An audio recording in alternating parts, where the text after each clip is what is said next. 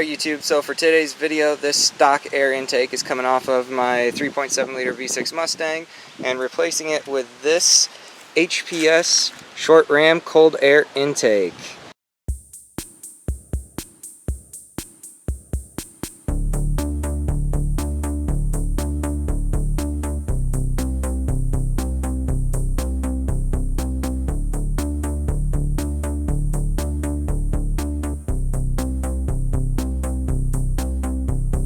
I got a little bit of help today.